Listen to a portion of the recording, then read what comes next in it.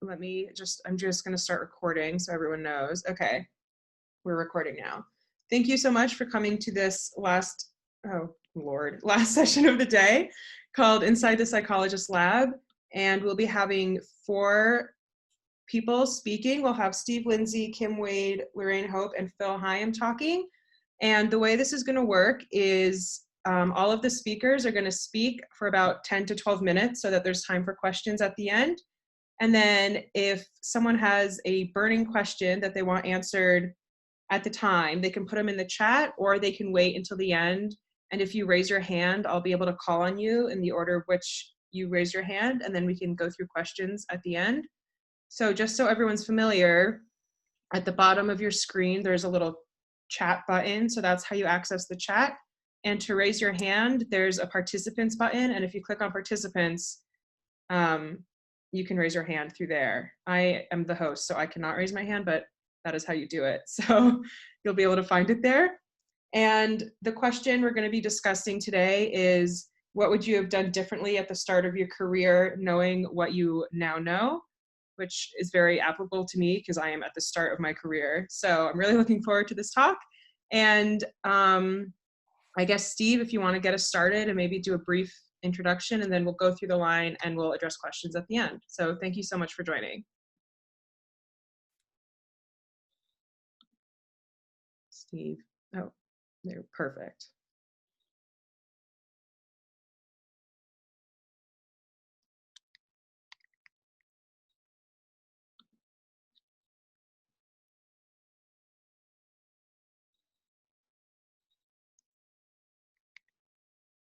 Steve, I'm not sure if you're talking, but if so, you're muted, I think.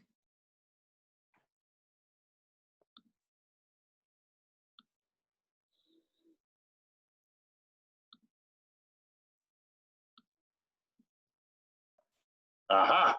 Am I unmuted? Yes, much better. How irritating is that? Jesus. There's a lot to remember. No, it's irritating. I practiced and everything. So good afternoon, everybody. Thank you so much for being here. I wanted to mention that our plan on this was that we would just individually come up with our own top, whatever, 4 or 5 lists. So I'm excited to see how much convergence versus divergence we have. The way I put it was slightly different from the assignment. 5 things I wish I had known when I started my first academic job. But I think that captures the same spirit. And the thing I put as number 1 was that self-care is a good long-term investment. And I put that on there because I did not do that, right? So especially my first year as an assistant professor was one of the longest sleep deprivation experiments that's ever been done. And I think it actually quite hurt my performance, and it would have been better for me to be sleeping more and exercising more and so forth. So that was my first point. Second was about teaching. I really wanted to be a good teacher, and I leapt in there. I worked my butt off, and I got very poor reviews. And I think a big part of what was wrong with the way I was doing it was that I was trying to tell the students everything that I thought was important about a topic. And they would just go, blah, blah, blah, blah, blah, lots and lots of ideas, and it was just incoherent. So I would guess that, like, over the first 10 years at least, every year I reduced the amount of material that I was covering and focus in on the points you want people to remember a year later and get them actively engaged in it rather than just spewing stuff at them. Number 3 is this distinction between importance and urgency. Every day, especially these days with email and text and so forth, we just get a constant flow of requests for you to do things. And we it's very easy to prioritize the current thing, the thing that somebody's asking you to do something today or tomorrow. And it's very easy to find yourself spending huge portions of your day doing those tasks, so that you're in the hope that when you clear them, you'll be able to work on, say, publishing a paper or something like that, and never get to that paper, or only get to it when you're really tired. So the people will email you and say, I want you to do this by tomorrow. It's worth asking yourself, what will happen if I don't do it? And a lot of the time, it would have very little consequence. A lot of these requests are very minor kind of things that are not important. They might be urgent to the person who's asking, but they're not going to be important in the long run. Fourth is to develop and follow a lab manual. This is something I'm still working on myself, and as if I never even considered it until just a couple of years ago. But more and more people are doing this. And this is a way of trying to formalize aspects of your laboratory procedure, so that you can be consistent and have a well thought out kind of strategy for things like how you file things and how you back things up, and how you name variables, and what people in your lab are supposed to do if they have a conflict of some kind, and so on and so forth. So I think it's really worth taking the time to try to develop a plan like that. And the final one on this list is to make sure that you understand your tools. And I'm thinking here especially of statistics. Most of my career, I did not really understand what p-values mean. It's really, important for us to understand the tools we're using. I think most of you people are much more sophisticated than I was, but a point worth emphasizing. And then on a completely different subject, well, not completely related subject, I wanted to just mention that the Society for Improvement of Psychological Science, which was supposed to be happening in a week or two here in Victoria with me as host, is now instead online. It's a free meeting, and it'll be something like this, except it being SIPs, a lot of them will be actually working sessions where breakout rooms will be actually trying to accomplish tasks. So I really recommend that you check out SIPs, and it doesn't cost anything, but you do have to register to attend.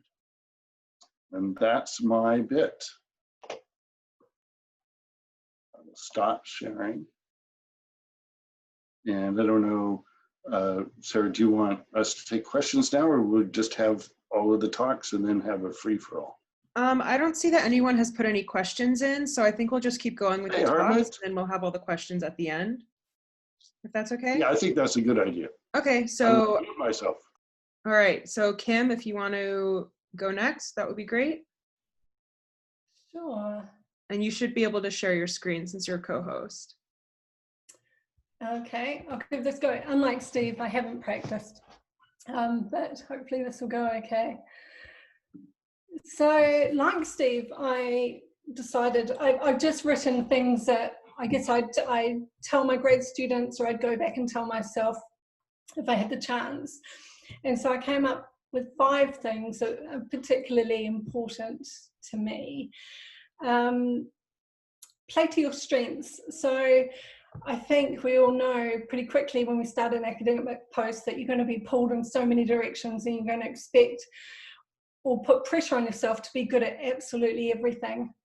And I think you will soon learn you probably can't do that. So what you need to do is maximize the time you spend on the things that you really enjoy doing. So wherever possible, try and be on committees and so on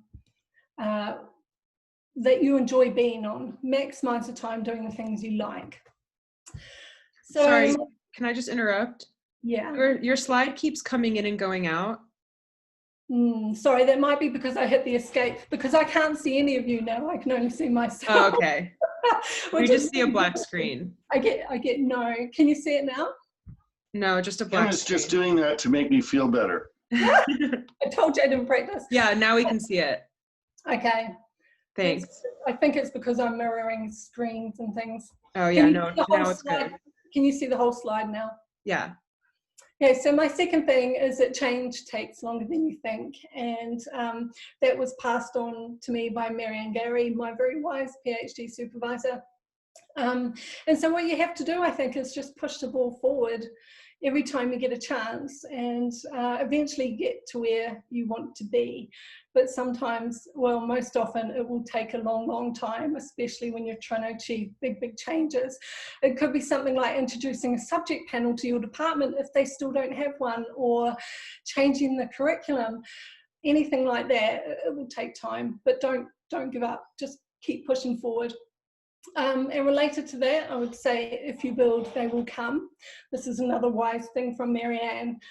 So oftentimes it's, you'll come into a place, and if you want things to change, you'll have to initiate that change, and that can be your best vehicle for doing it. So don't be afraid to do that, especially if it's something you're passionate about. My next one is put more weight on behaviour than on statements. I think that's pretty obvious. If you do this, you'll quickly learn who the people are that you want to work with, who are the best mentors, who are the sort of people you want to surround yourself with. And if you don't do that, you'll get burnt pretty quickly by others, I think. A lot of what we do is with other scientists, and so you want to work with good people who you can rely on. And in return, in saying all these things, you've got to be a good colleague back. You know, I think it's really important to always, you know, be as good a colleague as you can. I suggest you talk to people from other places, because you'll quickly learn that they're suffering the same issues that you're suffering, and sometimes I've got smarter solutions than you have. Excuse me. And finally, I talked to a few colleagues about this very presentation, and I found that many people were very quick to say, I wish I'd known that I shouldn't have been so shy. I wish I spoke up. I wish I asked questions. And they regret not doing that. So it's a hard thing to do for many people, but it's really important, because I've seen it in my own department. Oftentimes we get a new person in, and we have a staff meeting, and suddenly that new person will say, well, why are you doing it like that? What's the reason for this? And those questions can initiate some really good change and some good actions. So, you know, don't be afraid to do that. And I do have one more slide. I promised some colleagues I'd also share this, because these were their favourite I wish I'd known. So that's it. I'll try and stop sharing. Great, thank you so much. I think we'll move on to Lorraine now,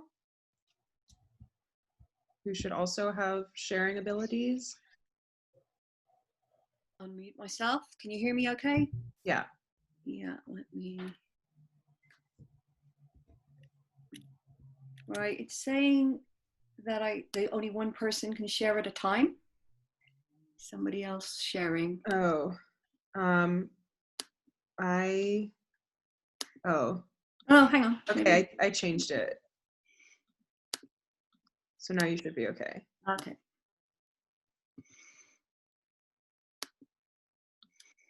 Okay. So, so I think we're now going to see a little bit of convergence, because I was nodding along quite a bit to what the others were saying. And so things I've learned after it's too late, possibly. Maybe it's not too late. There's some things you can still change.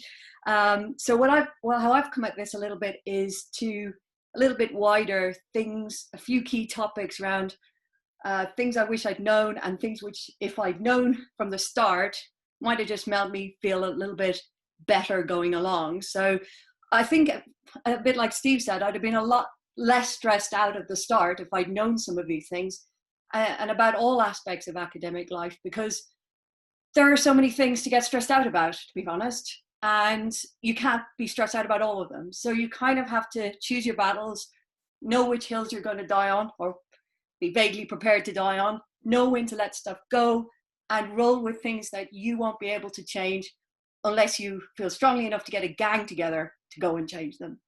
Okay, so there's that aspect of frustration that can really hold you up, can waste a lot of your mental and emotional time, particularly in the early stages, I think. And sometimes you just got to choose what you're going to be more or less stressed about. Let me see. Apparently, you should know when to say no. I crowdsourced this talk with my long-suffering husband, and I asked him what he wished I'd known, and he said, "I wish you'd known how to say no. In fact, I wish you still knew how to say no." So, but I think you get a lot better at this, and it is like Steve said, it's knowing the difference between what's important and what's urgent, and dealing accordingly, and allocating your time and prioritizing some of what you need to do rather than what other people want you to do. I think that's really sensible. Of course, you don't always have the luxury of that at the start. I mean, being an academic and responding to opportunities, sometimes you have to set up a lot of fires because you don't know which one will burn, and you don't know which one will burn most successfully. But you need to manage how many you're setting up as well, because it becomes unmanageable if you're in the middle of a forest fire. Okay, so that's important. About surviving generally as an academic, I would say the most important bit of advice I give to my students or anybody is never ever measure your self-worth in terms of academic success. A lot of people I see that are, really upset and stressed or wondering if they should carry on in academia often have been doing this. And you have to divorce these two things. Of course, it's great to be successful, but you're going to have many, many failures. And measuring your own kind of worth against either of those things is not going to be very helpful in the long run. About research funding, I was lucky to get this piece of advice when I was a PhD student. And it was basically, it's pretty much a lottery. And in fact, I've seen some stats lately that suggest it more or less is a lottery, in which case treat your funding applications like lottery tickets. Now, I'm not saying be frivolous. I'm not saying throw them all up in the air. I'm not saying don't do a good job. But again, a bit like not measuring your self-worth. If it's a lottery and the top ranked funding applications are all pretty much the same, then it's not a reflection of you if you don't get them. And I did an interesting exercise a few years ago, and we've had plenty of funding, we've been very fortunate, but I did an interesting exercise. I took all the grants that hadn't been funded, and I looked at how they contributed to some other pieces of work I did. And so it was never a waste of time. So it's never a waste of time to put the effort in. There's a lot going on in there you can use. So you shouldn't ever even look at it as a failure. It's a lottery. Right, what else? About doing applied research. So right at the start, when we were doing a lot of our applied research, I think we were quite naive, and we just wanted to do things that made things better for people. And that's a really good attitude, I think, and you should always have that. That should always be your driving force if you're doing this kind of research, I think. But often you're going to be part of somebody else's agenda, and it could be all kinds of things. And part of something that'll make it a lot easier for you in the long term is to figure out what the agenda is and whether you're happy with it and whether you're okay to roll with it. Because it'll help you understand much more how to make the agenda work for you and the work you want to do, and also understand when it's not working in the way you expect. So that's one thing I'd say take into account. Also, I was talking to Fiona Gabbard, long-suffering collaborator, last night about this, and I said, I think I'm going to say that it just takes a long time. I think Kim said something like that. I said, I think I'm going to say it takes 10 times longer than you think. She was like, no, tell them it takes 100 times longer than you think to do applied research. Yeah, so there you go, 100 times longer than you think. But again, is it your priority? Is it something you really want to do? Is it something you feel really committed to doing? In which case, that's fine. Factor in the 100 times.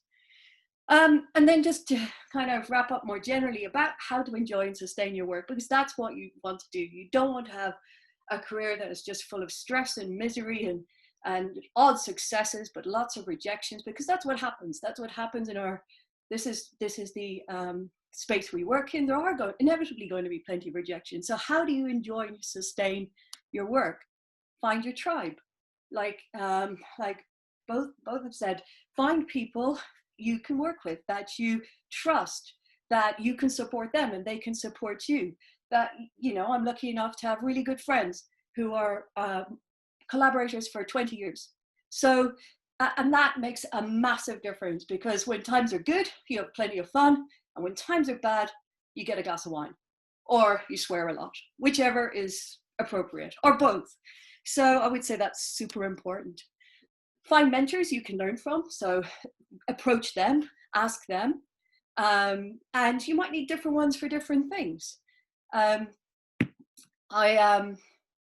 remember, I have a funny way of thinking about it maybe, but I remember being at a TARMAC conference, I think a few years ago, and we were out one night, of course, like you are in a conference, and I was with Steve Penrod and Margaret, Bill Cabrera and some other people, and we were talking about, at the time there was a trend for wearing hand kind of bands that said, you know, WWJD. So what would Jesus do, I guess, in that instance? But we were talking about, you know, who would you have in your band, you know, if you weren't religious? And Steve Penrod said, I'd have what would Cyndi Lauper do? And I thought, okay, you're wondering where this is going. I'm thinking, okay, well that, you know, sometimes it's hard to make decisions for yourself because you're not objective. But if you put yourself in a position, well, what would X person, the person I want to be, the person who I'm trying to emulate, what would they do in this situation? It's a lot easier to make good choices when you think like that. And you sort of predict. If it's hard to do it for yourself, or you're too tied up in it, or it's too hard to make the decision, can you project into what the best person you're trying to be would actually do? So I'm not saying what would Cyndi Lauper do, but you know, you can use various mentors to think about that, you know, for different aspects of your work. You must compete, and we're all, I guess, somewhere about us pretty competitive. Don't compete with anyone but yourself. Learn from your mistakes, be inspired by others. And most importantly, and this is like what the others have said too, do what you're interested in, do what you can be proud of. Don't try and bend and contort to fit in different strategies, or make yourself crunch into certain funding streams, or whatever it is. It won't work and you won't be happy.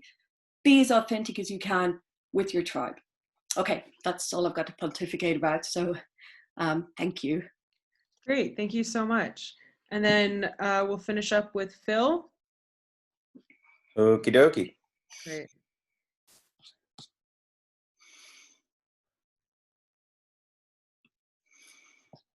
So that should work.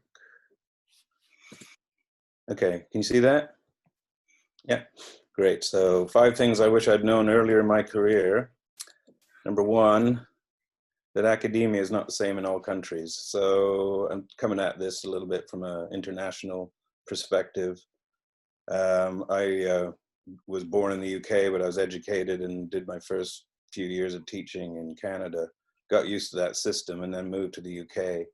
And it's quite a bit of difference. So if you know, you're thinking of starting a career or taking a postdoc in another country or a lectureship in another country, learn what's happening in those countries, because there's quite a bit of difference, for example, between Canada and the UK system.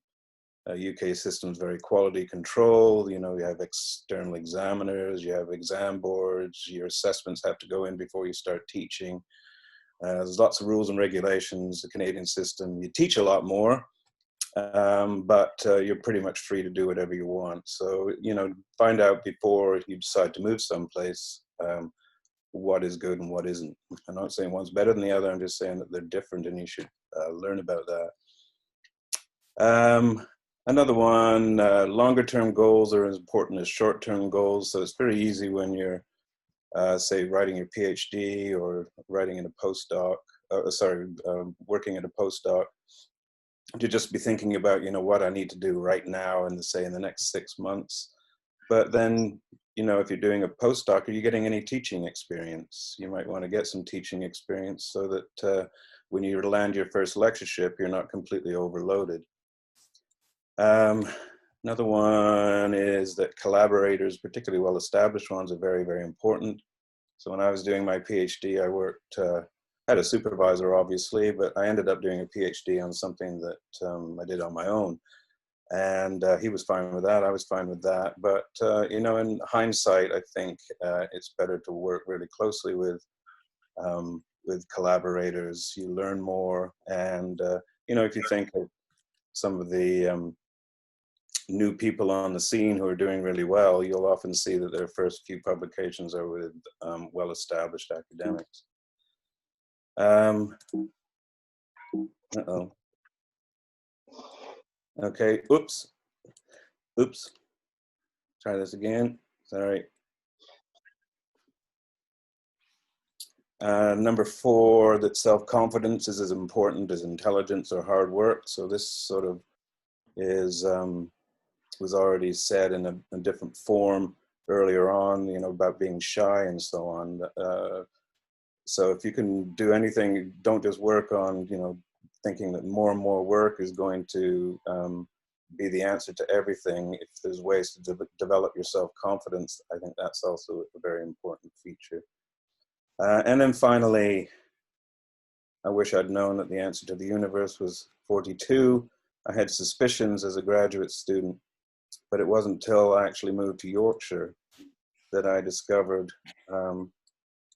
Miss Omniscience, who is clearly showing us that the answer to the universe is 42.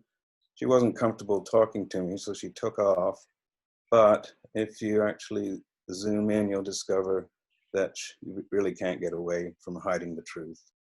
There you go.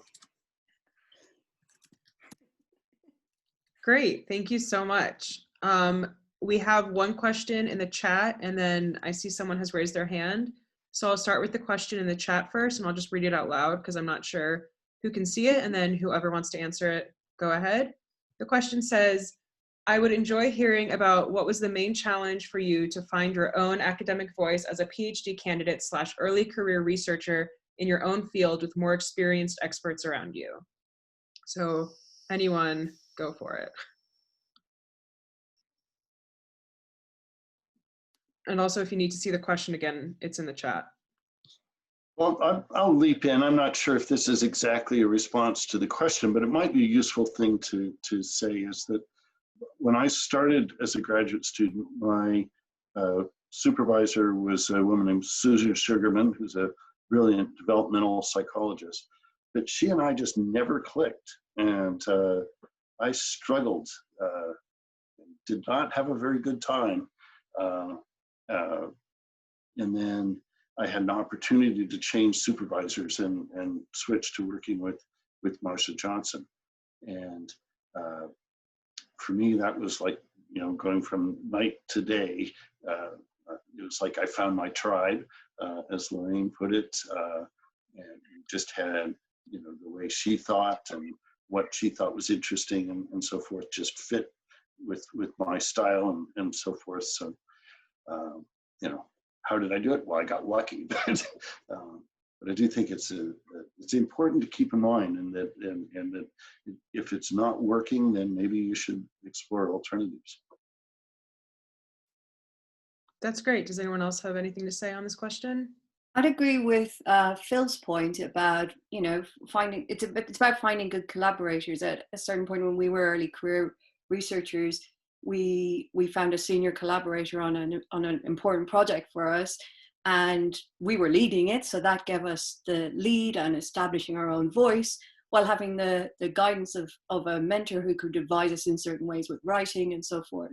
So I thought that was really important, and I would advise ECRs not to get someone to sit on their project and do nothing. That's clearly wrong. I'm not advising get that kind of senior collaborator, but one who can properly mentor you and guide you without having to lead the project themselves, and let you lead it and develop your own voice independently. Yeah. Just what Lorraine just said about, you know, finding people you can work with, and Steve has said this as well, and people who will help lead you.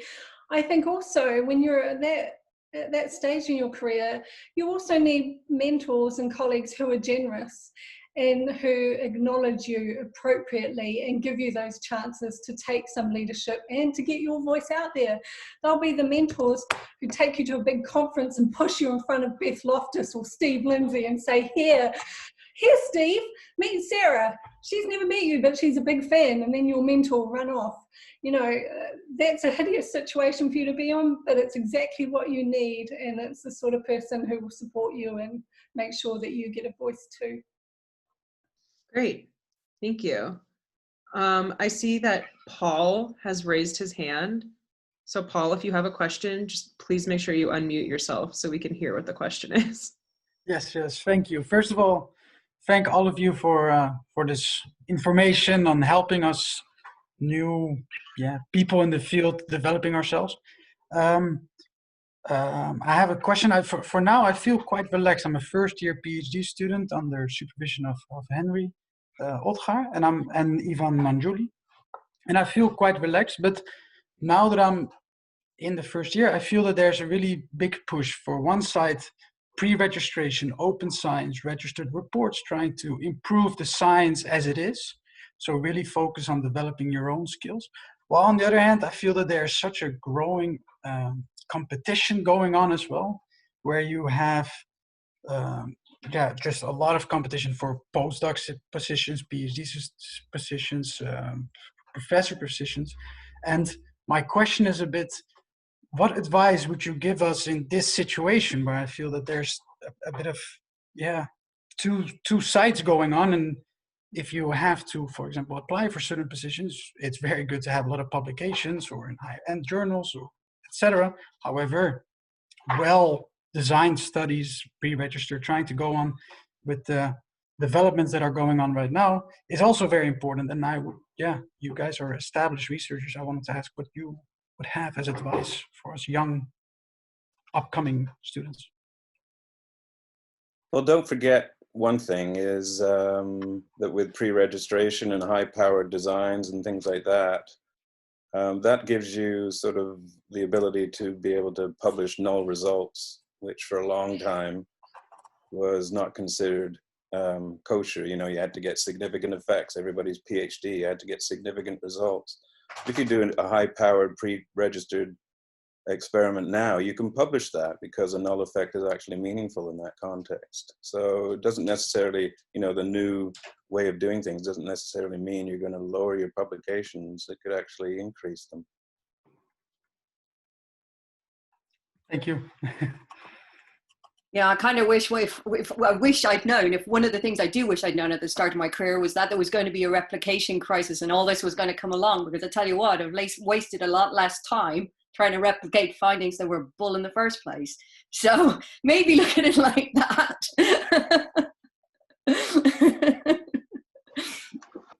Yeah, and if I can jump in, I mean, what is the long-term value of using practices that might enable you to put out a lot of stuff, but that isn't solid? What's the point? Great. I add one more thing to that.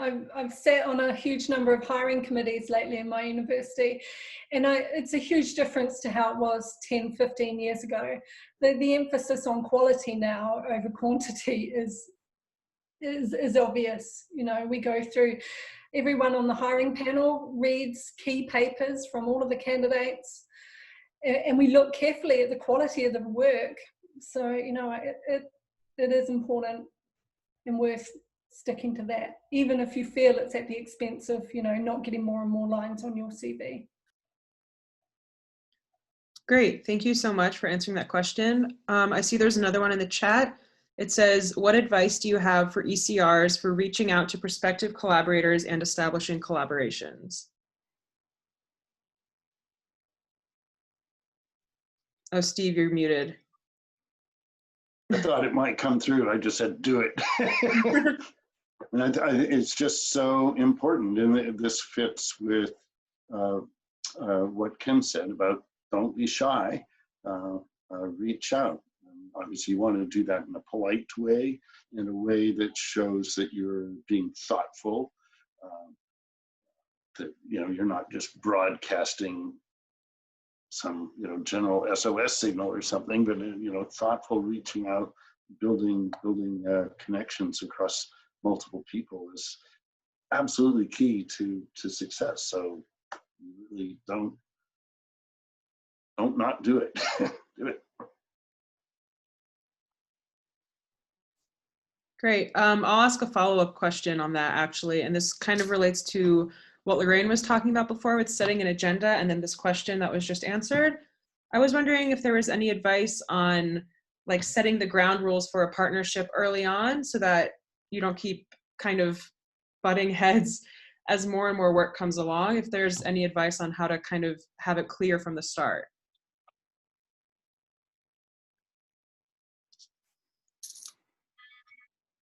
I've stumped everyone, it seems.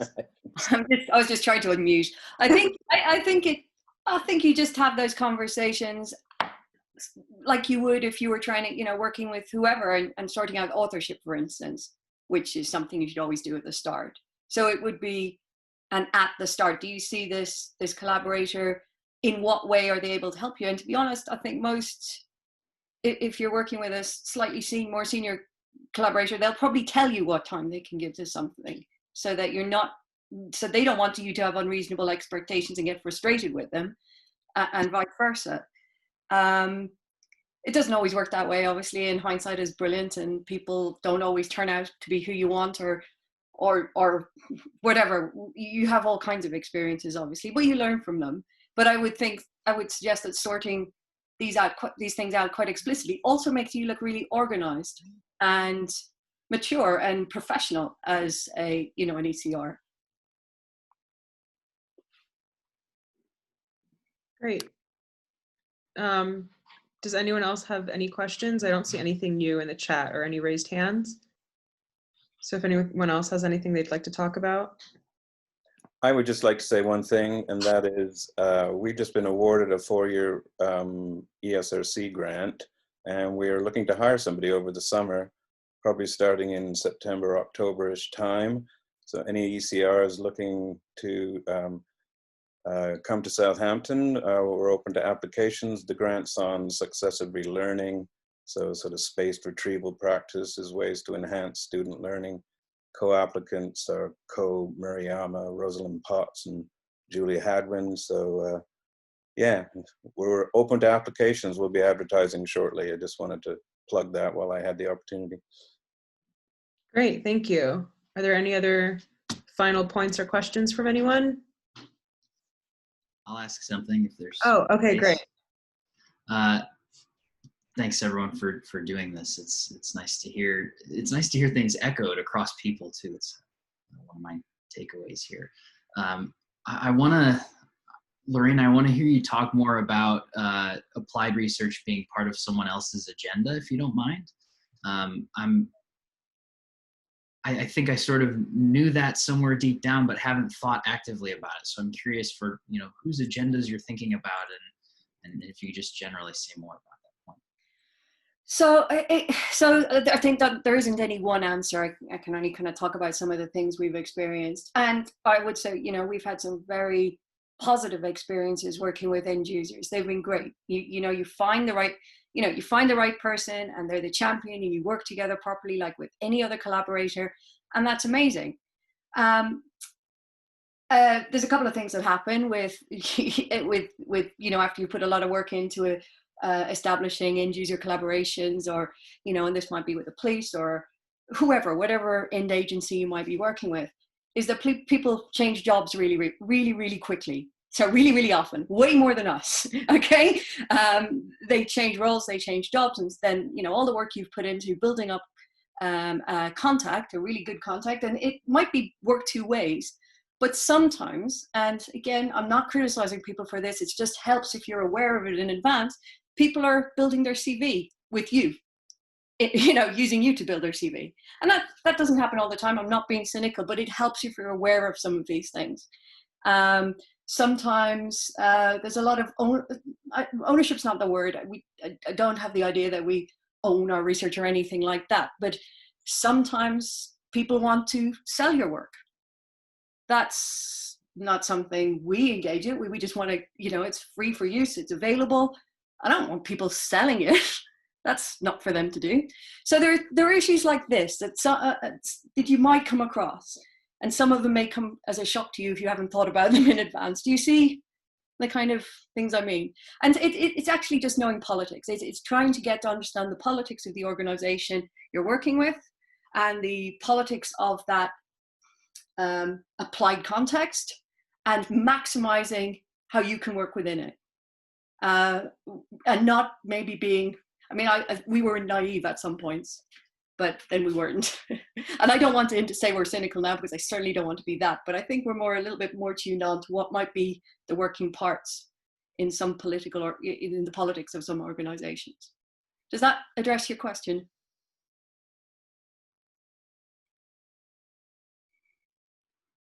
Yes, thanks. Nodding really hard to try to. Great. Does anyone else want to address that question, or should we move on to the next one? Move on? Okay, I see another question in the chat that says, I'm currently trying to put together a PhD proposal. What advice would you give? I'll come in here if you like.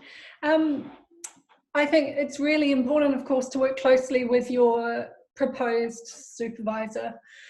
A PhD proposal's hard. I think, especially if you've only come out of undergrad. I get a lot of undergraduates who, come to me and they've got some really neat ideas.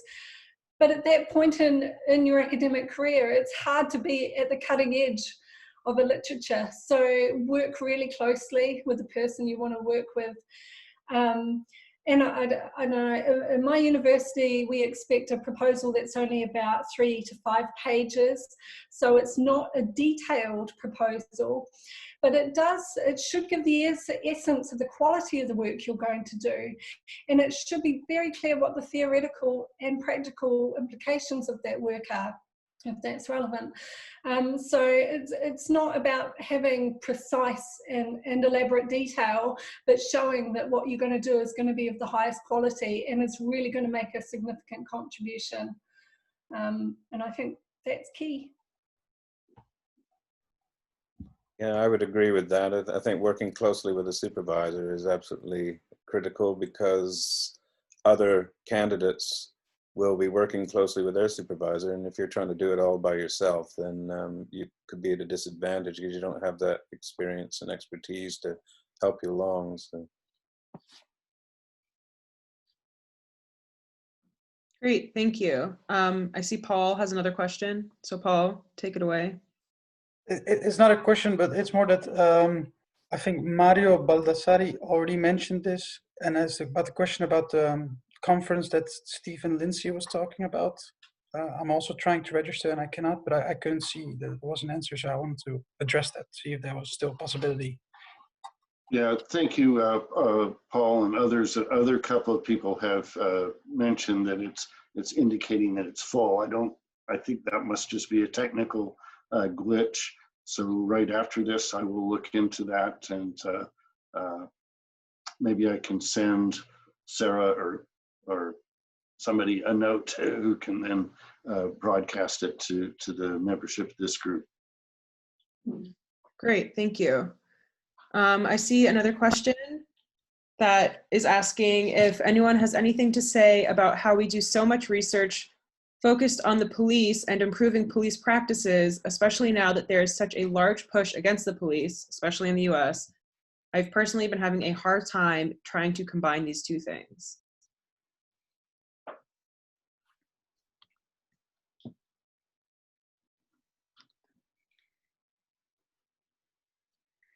So I'll say something on this one, which is that this is a difficult issue, because there needs to be significant organizational change in police forces differently in different countries in the world. So what's required in the UK is different to what's required in the US, and so forth. And different countries, I think, from my perspective, are at different stages of change. And that change, I mean, in terms of the UK, for instance, significant change, and I'm not saying there isn't more change, of course, there's more change that needs to happen in our field, which is investigative interviewing, but quite a lot of good change has happened. And that came off the back of some very serious miscarriages of justice and some mistaken convictions and all the rest back in the 70s that introduced the Police and Criminal Evidence Act and so forth. These were fundamental changes that happened some time ago and led to changes in the way that suspects are treated, changes in the way that evidence is collected from witnesses and vulnerable witnesses and so forth. So I like to think of the work we do as working to improve what happens in policing. None of us would endorse, I would hope, some of the methods that are used or have been used in different police forces around the world. And so in a way I see it as my role is always to try and, because usually improving what happens to witnesses and suspects is actually professionalizing the job and giving people more skills to do their job in a professional and ethical manner and so forth. So, I mean, that's the kind of driver I have for my work. How do you enable people to be better at their jobs, work in smarter ways, work in ethical ways and so forth? So I kind of feel a bit of a duty around having to do that. Now, at the same time, the organization has to come to you in many respects to demonstrate they're at a point of being ready and willing to change. And some places are just not at that point. They may be moving to it, or elements might be moving to it, or parts might be moving to it, or you might be able to find champions who can make change, and then you speak to them. But that's a long, long road. And it's worth your effort, I would say. I don't know, I'd love to hear what other people think about that, who are doing work, like just from the audience, who are doing work with police.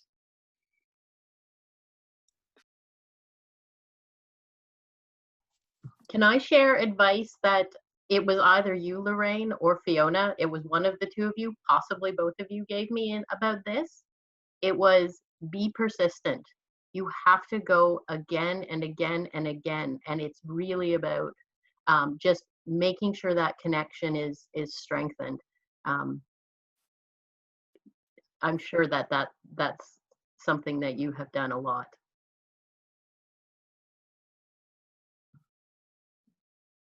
Does anyone else have anything they'd like 100 to say? times. Sorry. It's okay. Does anyone else have anything to say about this, or should we move on to the next one? Can I just say that, oh, sorry. I was just going to say that point that you made, Lorraine, about them being ready is so important, because you can't go to an end user and say, hey, I've got this great study and it's applicable to you. I mean, they're just going to reject that. They believe that they're in the best position to know what's useful to them. And that early engagement, that building that trust, that, you know, doing some preliminary work together, seeing how you work together and if it's a good long-term fit or not, I think is really critical. And that co-design element, it just can't be overlooked. Yeah.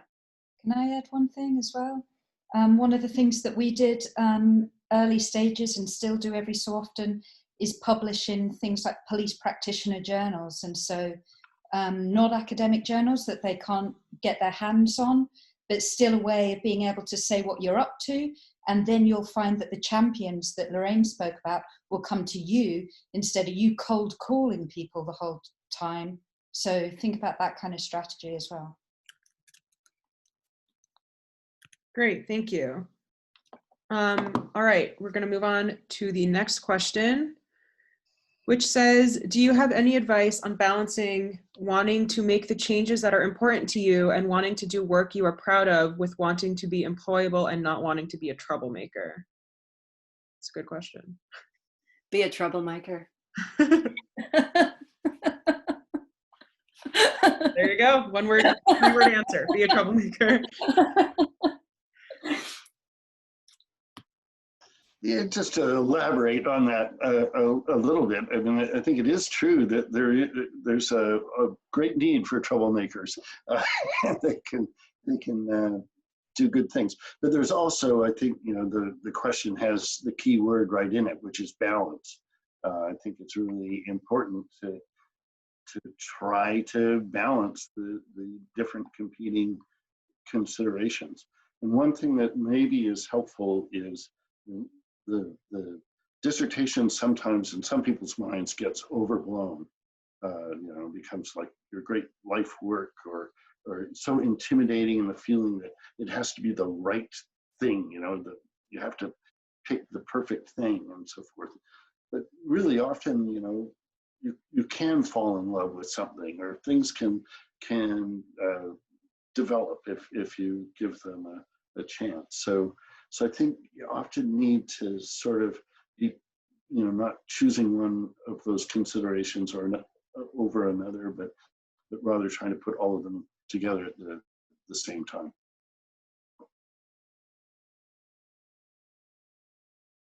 Thank you.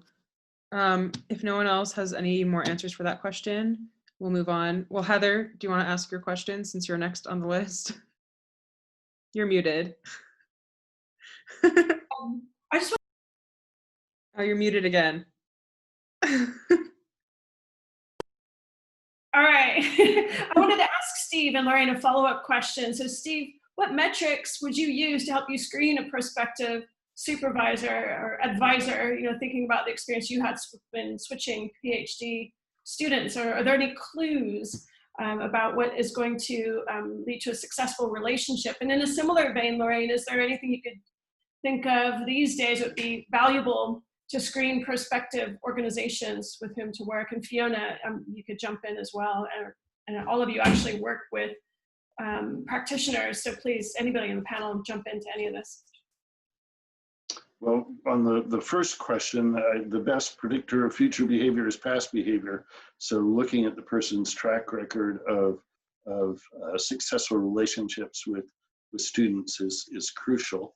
I would strongly recommend having private email convos with current or recent past graduate students to get insights into what it's like to work with somebody. And if you can have a visit, that would be great. And if you can't have a visit, have a Skype or a Zoom or whatever. In my case, I had, this was a million years ago, so we used a thing called letters, where you put marks on a paper and sent it, you know, across the country, and 2 weeks later you'd get one of those back. So I had letters back and forth with Sue Sugarman, and it was great. But I never spoke to her until I was there. And that first moment of speaking to her, it was just like, uh-oh, this is awkward. This person is really hard to speak to. So, you know, do your homework. For the organizations, again, there's a little bit of do your homework, because you might well hear from other people. I mean, a lot of the networking comes through other people, and you know, that sometimes means going to events or meetings that you ordinarily might not go to, but you go with the mission of meeting some people or being put in front of some people to speak to them about things. Again, I know these are really hard to engineer, and I think sometimes you know, early career researchers think they're failing if this doesn't happen, or this doesn't, you know, they're not getting these opportunities. But mostly, a lot of it's luck. A lot of it is just happening to be there at the right time. For instance, when there's if there's a bomb or an incident or something, and people need to know something quickly, are you there to offer some information? Other times it's, you know, being at those kind of events and throwing out questions, throwing out offers, and see who comes to you. I mean, you know what it's like, Heather, when you're trying to find somebody in an organization, or it's very difficult. It's really not straightforward. And you end up with somebody that, you know, you can easily have the same kind of miscommunication or, you know, just absent communication that Steve described in this context as well. And it's just not going to work with that person. And then it's, can you find another person? Can you find, mostly I'm always looking for the person who really cares, the person who cares about this issue because it actually affects them. Because it's their job and they see it every day, or they see, you know, they see victims, or they see something every day that they want to genuinely improve.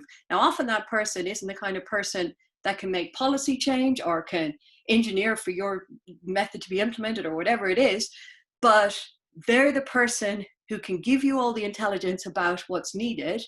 You can amend how you talk about it so that it works in their organization, and they can push it up the chain to the kind of person who can make actual decisions about implementations or improvements or training or whatever it needs. I mean, I don't know, would you add to that, Fiona?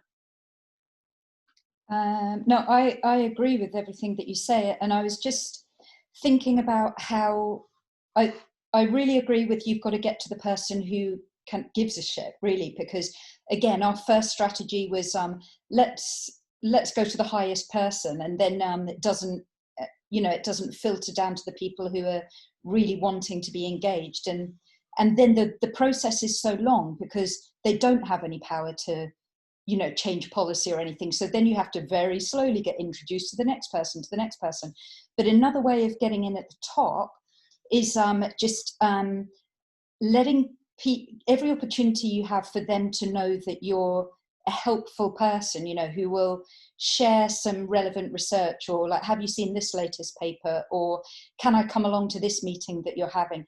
You kind of need time to be able to do that. But I think slowly but surely they got to know our names for being like really approachable people who are actually, willing to share latest research findings and things like that. And then later on down the line, you get invited to join certain panels, and slowly but surely you get to meet those people at the top as well.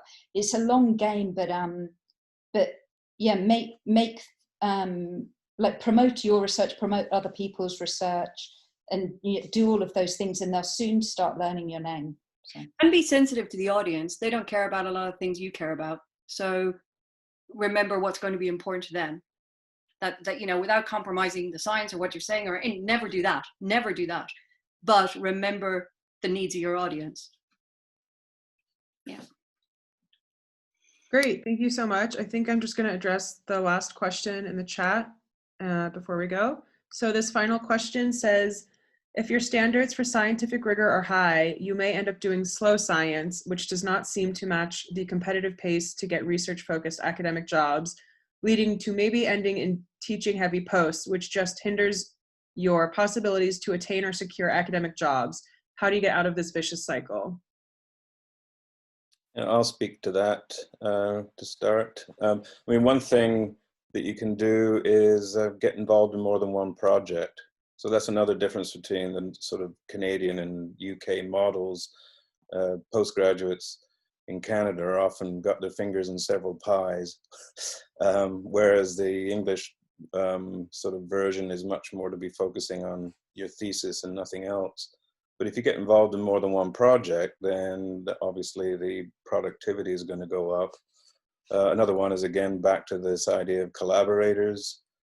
So if, 3 of you are working on 3 different projects that are going slowly, well, obviously that's compensated for the fact that you've got 3 papers coming out of this potentially.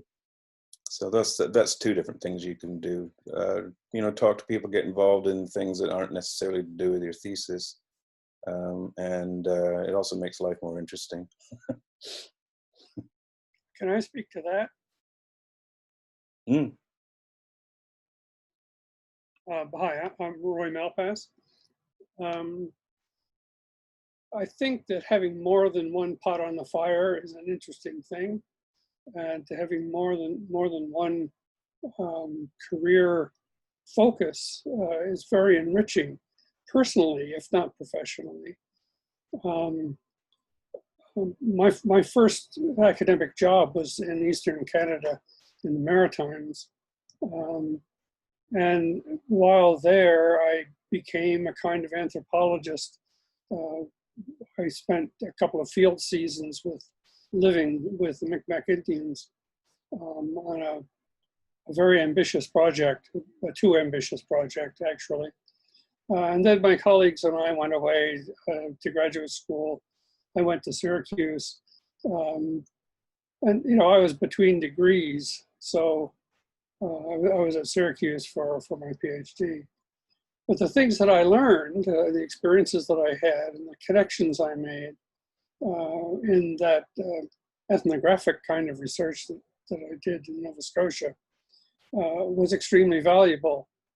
And for 25 years in my career, I really had two things going concurrently.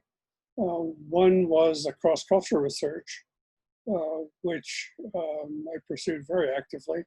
And the other one was research in eyewitness identification, which actually began with an early study on cross-race face recognition. It's been very rewarding to have these multiple contexts to work in. They kind of compete once in a while, and it adds to frustration. But you know, the interplay of ideas and the different skill sets actually cross over quite a bit. For example, language comprehension, which is something you get from the cross-cultural domain, is something that's really important in terms of comprehension of instructions in an eyewitness context. So there's a lot of psychometric things that the cross-culturalists worry about that experimental social psychologists don't seem to worry about very much. So there's a lot of crosstalk there.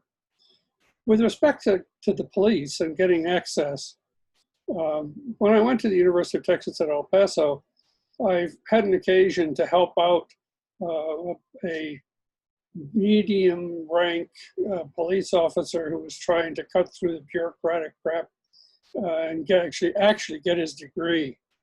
So I helped him out. He became various levels of chief, finally chief of the police department. He's now sheriff in El Paso.